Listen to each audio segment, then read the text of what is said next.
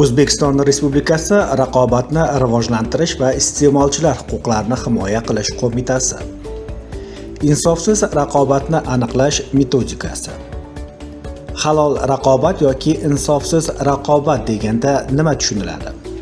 Halol raqobat korxonalarning qonunchilik hujjatlari va bozor qoidalari asosida o'zaro musobaqalashuvi. Insofsiz raqobat korxonalarning qonunchilik hujjatlari va bozor qoidalariga rioya etmagan holda amalga oshiradigan harakatlari natijasida raqobatchilarga zarar yoki ularning ishchanlik obro'siga putur yetkazilishi. Halol raqobat davlat qo'llab-quvvatlanadi.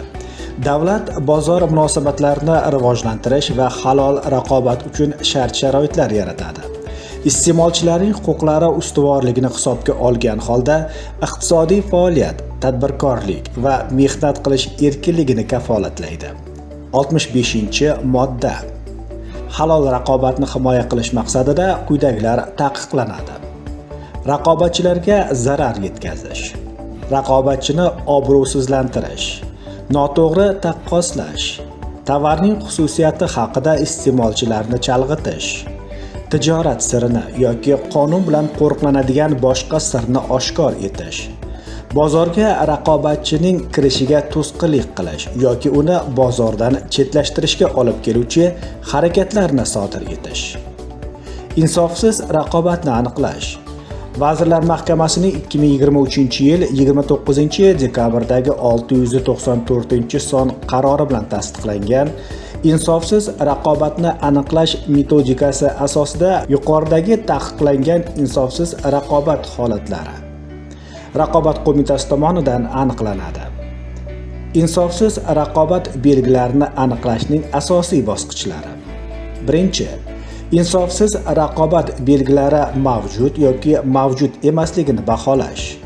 Ikkinchi, insofsiz raqobat holatini sodir etgan shaxslar doirasini aniqlash. Uchinchi, insofsiz raqobat bo'yicha dalillarni to'plash va ularga huquqiy baho berish. To'rtinchi, insofsiz raqobat holatini yoki uning mavjud emasligini e'tirof etish. Insofsiz raqobat belgilari.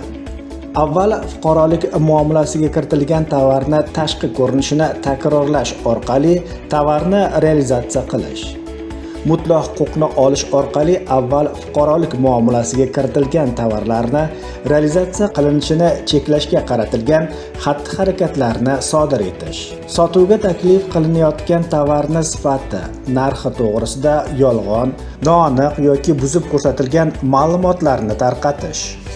Tovarni eng yaxshi, birinchi, faqatgina va boshqa orttiruvchi nisbatlardan foydalangan holda solishtirish.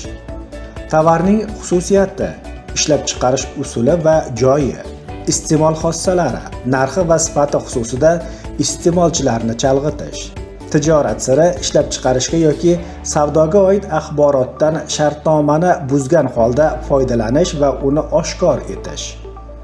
Bozorga kirishga ma'muriy va boshqa to'sqinliklar qilish. Raqobatchini bozordan chetlashtirish maqsadida tovarni tan narxidan past narxda realizatsiya qilish. Insofsiz raqobat holatlarini aniqlash bo'yicha amalga oshirilgan ishlar. 2023-yilda Raqobat qo'mitasi tomonidan 236 ta insofsiz raqobat holati o'rganilgan. Shundan qonun buzilish amallari bo'yicha 62 ta ish qo'zg'atilgan. Qonun buzilish alomatlari mavjud bo'lmaganligi sababli 24 ta ishni qo'zg'atish rad etilgan. 150 ta holatlar bo'yicha tushuntirish ishlari olib borilgan. Insofsiz raqobat uchun javobgarlik.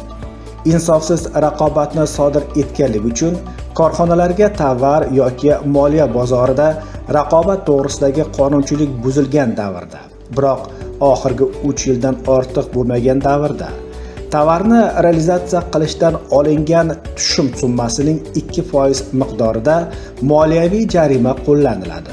Qo'shimcha ma'lumotlar olmoqchimisiz? Quyidagi manzillarga murojaat qiling. E'tiboringiz uchun rahmat.